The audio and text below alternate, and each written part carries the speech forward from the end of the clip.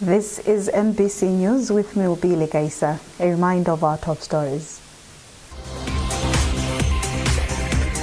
President Chakwera leaves the country today for UN's General Assembly in New York.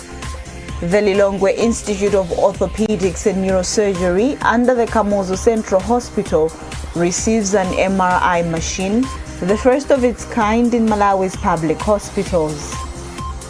Malawi urged to diversify to other cash crops apart from tobacco, as demand for the green gold is likely to keep declining.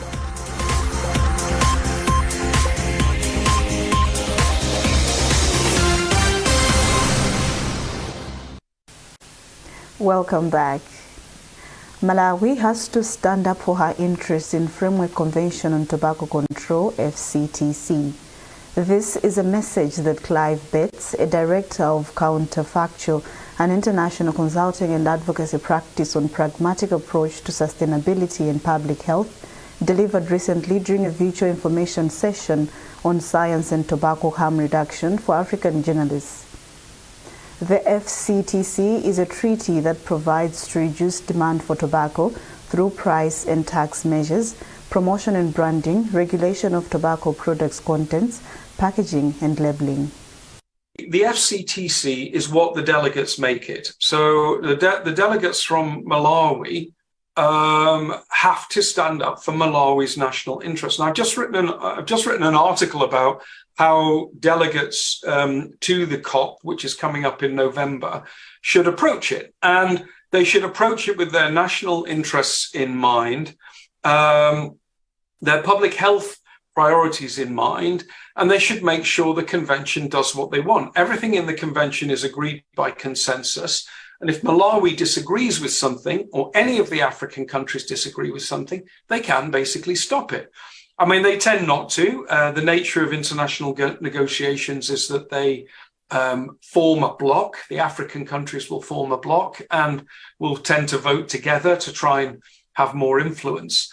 But it's really important that delegates to the FCTC don't just go with the flow. It's very hostile to harm reduction. In terms of specific advice to Malawi, I would just say use your vote. You use your vote to get what you want. If you want more harm reduction reflected in the in the text or in the decisions, then that's where you have leverage. And that's the advantage of joining the convention rather than staying outside it. You actually move from having no influence to having some influence. The question is, how do you use the influence? Meanwhile, Bates has advised tobacco-growing countries, including Malawi, to diversify to other cash crops. The Counterfactual director has said this is the case since the demand for the leaf is likely to keep declining. Tobacco remains Malawi's top foreign exchange earner. The thing for the growing countries, okay, so let's take some Zimbabwe, Zambia, Malawi, those countries where tobacco is very important to the economy, okay. Now, it's likely that the demand will go down over time, but these countries are not marginal producers. It makes absolutely no difference, okay? You may as well bring in tobacco harm reduction. You may as well have as much smoking cessation as you can, because if you don't, you'll be paying at the back end of that for healthcare costs, economic losses in the workforce, and so on. So that's the way to think about it from the perspective of a growing country. Think about exploiting the economic opportunity. It makes no difference to public health. Go for productivity gains, go for diversity, but for goodness sake, don't lose sight of the public health agenda.